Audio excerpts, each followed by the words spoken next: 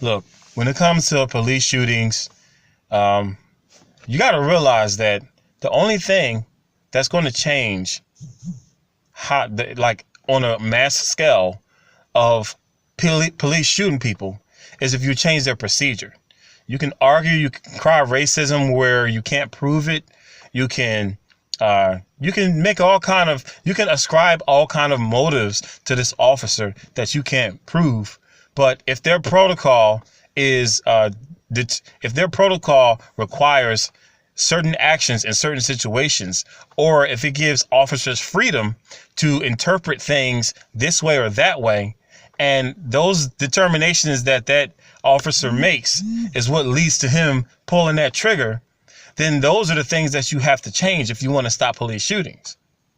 But you never ever hear anyone talk about what the books say, because justified versus an unjustified shooting is based off of what their training is. It's not based off of how it looks on a YouTube video. It's not based off of how good of a person we thought the victim was, or how racist of a cop that we're assuming that the cop is. That's not how you determine guilt. And the crazy thing is, y'all do that, but when people assume, if people were to assume that black people were criminals and that sort of thing, first thing you say is we're not all criminals. Well, not all white cops are racist. And if you really want justice, then you have to stop starting off with these ridiculous assumptions that is determining to achieve a particular result.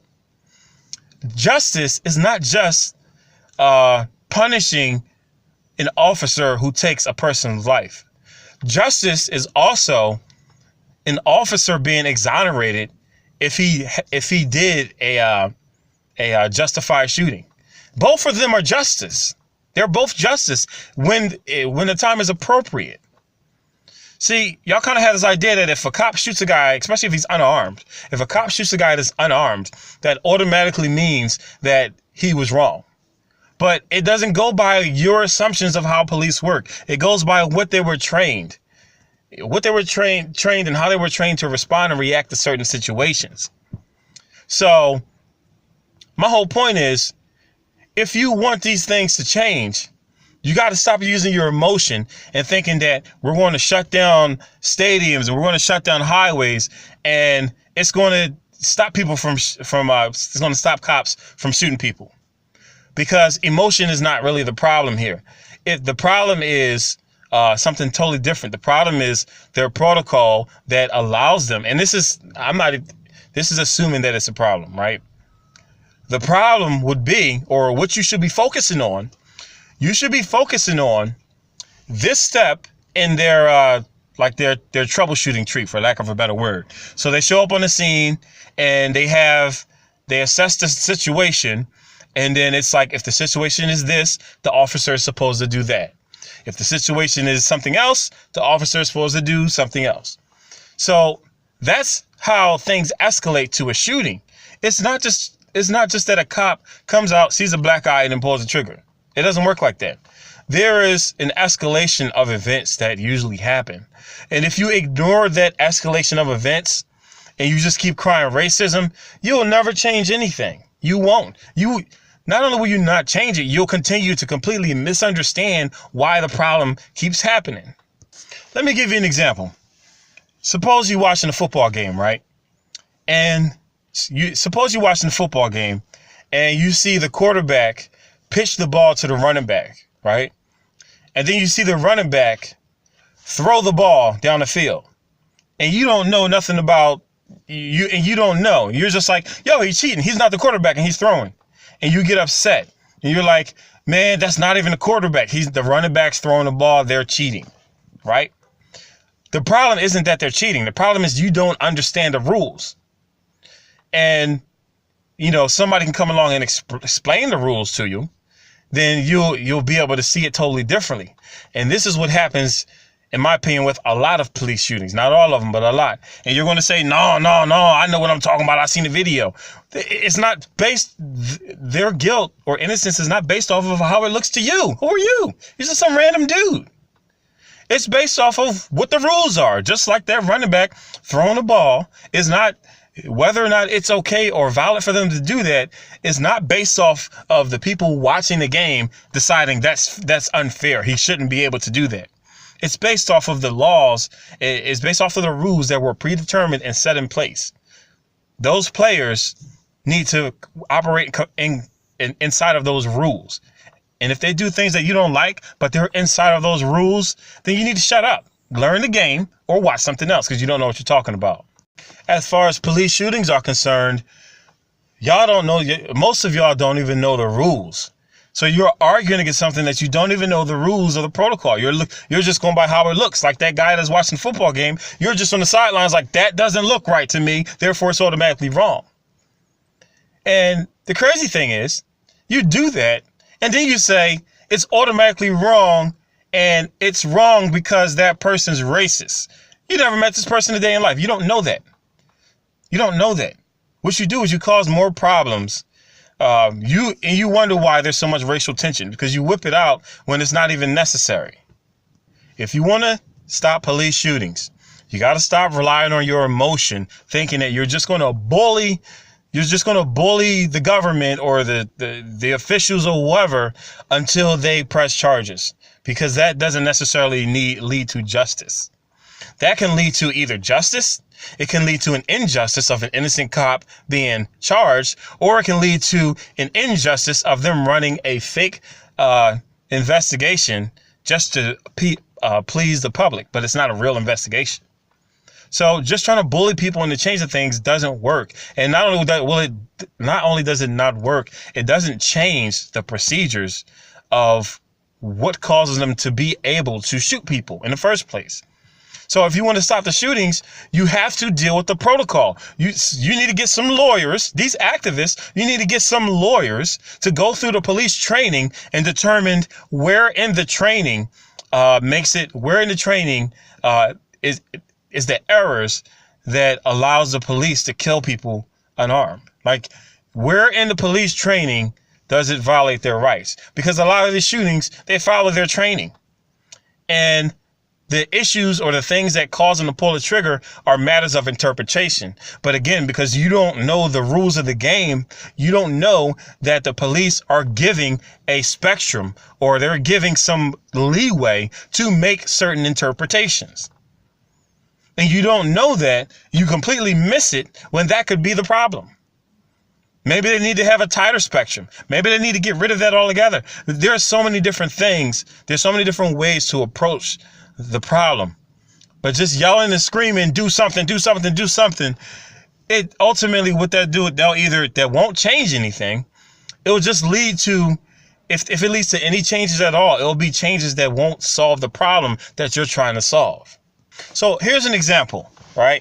Now, I'm not saying that I agree with this or not. I'm just an example that came to my mind. Suppose now the law is kind of says, like, if the officer feels like the suspect is in imminent danger or they're an imminent threat, meaning if they're near a gun or they're reaching for something, right? That can be interpreted. That's that word again that y'all don't seem to understand. Interpreted as a hostile action. Now, what if the policies were changed to say that a police officer is not justified in shooting unless the person touches a weapon, unless they touch a weapon? Not, he's reaching for his wallet, but it looks like he's reaching for a gun. But no, like, unless you see the weapon or something like that. You know what I mean? Like, so then that'll give you a baseline to look at the shootings. And when the cop says he's reaching for a gun, then you can go back and say, no, the law is that he has to touch that gun or he has to aim it or something like that. Then you have something that's irrefutable. You can't argue that. You can't argue that. Unless it's like where you can't see nothing, which, to be honest, if it's where you can't see, like, let's say the body cam or the person's camera from across the street or whatever, you can't see completely what a person's doing, right? But you have a more defined thing of if he touches that weapon, then boom, light him up. But see, here's the thing. That's just something I'm throwing out there, right? To me, that's far too late. You can't wait till somebody has a weapon before you react, because then you still have to react to it. But that's just an example of what you could change that could potentially cut down or stop police shooting people, right? The other thing you can do is, well, if you do that, you're still going to be you're still going to have cases where you can't really tell if the person touched the weapon or not. And so you'll still be kind of back at square one, where it's like, this situation here, it looks like he touched it, but it looks like he didn't. And then you'll still have the same argument we're having today. But that type of approach of dealing with the way that the police conduct themselves compared to their training instead of compared to public opinion, that is the proper way to go. You get some experts in there. You get some activists that used to be police. You get some lawyers that know the police training inside and out. You can, go through, you can have video of official government police training. And when these cases come up, you can play that training in court. And I'm sure in some cases they do that. But in terms of public opinion and people getting so riled up and worked up, y'all don't know anything.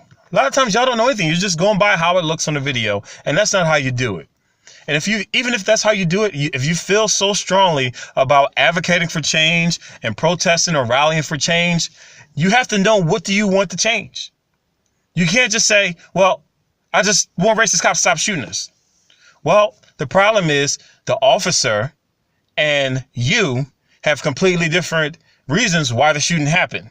So to say, well, I just want them to stop shooting, doesn't make any sense. You have to have a concrete, targeted, focused agenda that you are going to drive home and that you have evidence to support your position. That's how you do it.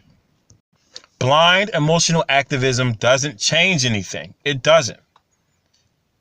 The reason why the civil rights movement actually did something and it was powerful is that it was focused. It was rallies and that sort of thing, but it was focused. They had specific things in legislation that they wanted changed.